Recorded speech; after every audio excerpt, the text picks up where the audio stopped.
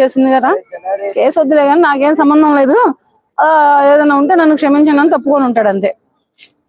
నాకైతే ఈ హత్యకి నాకు ఎటువంటి సంబంధం లేదు, అది ఎందుకు చంపిందో నాకు తెలియదు కానీ నన్ను అయితే క్షమించండి అని తప్పుకొని ఉంటాడు అంతే. ఈ మధ్య అంతా ఆడవాళ్ళు చంపుతున్నారు అన్నమాట వరుసగా. ఇలా దేనికి చంపుతున్నారు, దేనికి చేస్తున్నారు అర్థం అవుతుంది. ఏం కావాలని అంటే అది చేస్తూ అడిగి తీసుకోండి, అడిగి ఇవ్వకపోతే వదిలేసుకోండి, లేదంటే మీకు ఎక్కడ కావాలంటే అక్కడ వెళ్ళిపోండి, మీకు ఎక్కడ కావాలంటే ఎక్కడ దొరికితే అక్కడికి వెళ్ళిపోండి. అంతేగాని మనుషుల ప్రాణాలు, పిల్లల ప్రాణాలు, మగవాళ్ళ ప్రాణాలు ఎందుకు ఇలా చేస్తున్నారు? ఆడవాళ్ళు ఎందుకు ఇంత దారుణంగా తయారవుతున్నారు? సమాజానికి ఎటువంటి మెసేజ్ ఇస్తున్నారు? మహిళలు ఇటువంటి పనులు చేస్తూ ఉండండి, ఇక మగవాడు ఏమైపోతాడు? వీళ్ళని కన్నా పెద్దవాళ్లే కానీ, వీళ్ళ చుట్టుపక్కల బ్రతుకుతున్న వాళ్లే కానీ ఎలా ఆలోచిస్తారు? వీళ్ళకి ఎటువంటి మెసేజ్ ఇస్తున్నారు? వీళ్ళ ఇంట్లో ఉన్న వాళ్ళు ఏమవుతారు? వీళ్ళ తల్లిదండ్రులే కావచ్చు, భర్త పిల్లలే కావచ్చు, ఎవరైనా కానీ ఇది అవ్వచ్చు. వాళ్ళ పరిస్థితి ఏంటి ఇలా చంపడం వలన? వీళ్ళు చంపి వీళ్ళు లోపలికి వెళ్తారు. వీళ్ళ ధీమా ఏంటంటే చంపుతున్నాం, బయటకు వచ్చేస్తాం, ఒక 6 నెలలు ఉంటాం, 3 నెలలు ఉంటాం, తర్వాత అయినా బెయిల్ ఇచ్చిద్ది, సాక్ష్యాలు ఉండవు, లోపల వేయర్లేని ఒక ధీమా. ఇది కాదు న్యాయం చేయాల్సింది, ఇది కాదు చట్టం చేయాల్సింది. సరే, చట్టం తన పని తను తీసుకెళ్లి న్యాయస్థానం ముందు పెడుతుంది. న్యాయస్థానం చేసేది ఏంటంటే ఇటువంటి అన్యాయంగా నిండు ప్రాణాలను తీస్తున్న వాళ్ళని ఎవరినైనా, అది పురుషుడే కావచ్చు, మహిళే కావచ్చు, ఎవరినైనా కానీ కాళ్ళు చెయ్యి తీసి రోడ్డు మీద వేసేయాలి. వాళ్ళని కూర్చోబెట్టి లోపల మేపి, వాళ్ళకి ఏదైనా హెల్త్ ఇష్యూస్ వస్తే హాస్పిటల్ చుట్టూ తిప్పి, పోలీసులు వాళ్ళకి సెక్యూరిటీ గార్డులుగా ఉండక్కర్లేదు. పోలీసులు అంటే పోలీస్ వ్యవస్థ అన్నా, పోలీసులన్నా సమాజంలో ఒక మంచి పేరుంది. ఆ పేరుని ఇలా కాపలాదారులాగా చేసి న్యాయస్థానాలు వాళ్ళకున్న మంచి పేరుని చెడగొట్టొద్దు. వీళ్ళ కాళ్ళు చేతులు తీసేయండి అయ్యా.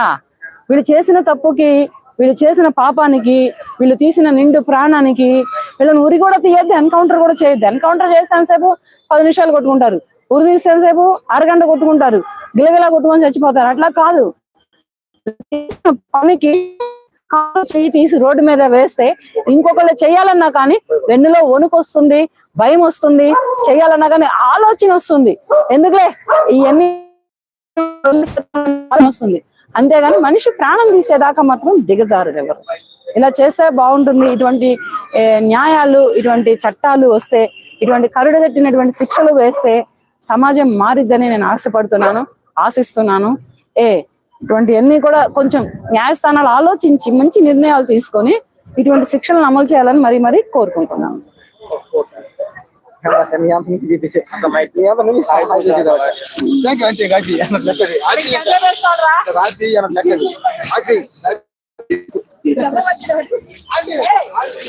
Good morning. అమ్మో, ఓకే రెడీగా ఉన్నాను.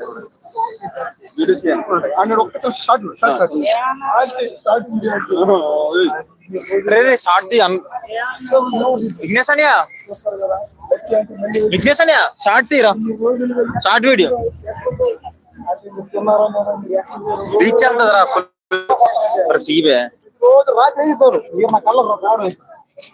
కళ్ళకు రావడం, తెల్లారేసరికి మావిపోవడం, కళ్ళు మూసి కళ్ళకు రావడం, మావిపోవడం,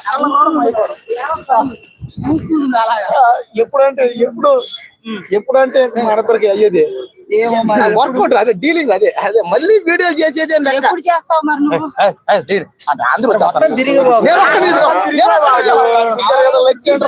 వచ్చేసారు. లక్కీ అంటే నా పక్కన ఉన్న సేపు, లక్కీ అంటే నా పక్కన ఉన్న సేపు ఒక దేశాన్ని కాదు, ఒక ప్రపంచాన్ని గెలుస్తా. ఆకాశాన్ని సరే అరచేతులు ఎత్తుకొస్తా లక్కీ అంటే కోసం. కావాలా మీకేమన్నా? ఎత్తుకోమంటున్నారు లైవ్ లో అందరూ. అంటే ఒకసారి నన్ను ఇదంతా కూడా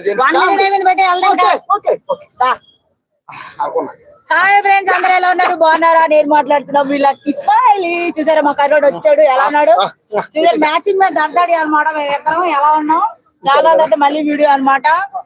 సో మేమిద్దరం కలిసి వీడియోలు, మసాలా వీడియోలు చేయాలా వద్దా చెప్పండి. ఎంకరేజ్ చేయండి అన్న, ప్లీజ్ అన్న. లక్కీ ఆంటీ పక్కన నాకు ఒక్క ఛాన్స్, దేవుణ్ణి నేను ఒక్క ఛాన్స్ అడిగా, అయ్యా లక్కీ ఆంటీ పక్కన ఒక్క వీడియో చేయాలని. వీడు ఇన్ని రోజులు ఎందుకు కనబడలేదు అనుకున్నారో, వీడికి నేను కడుపు చేశాను. డెలివరీ అయ్యి ఈ రోజే వచ్చాడు ఫ్రెండ్స్. బాబు వచ్చాడు. ఏందండి వాంతులు అవుతున్నాయి కారణం కడుపు అయింది కదరా చేసారా ఓకేనా ఫ్రెండ్స్ బాయ్ అమ్మాయిలు వేస్ట్ ఆంటీలే బెస్ట్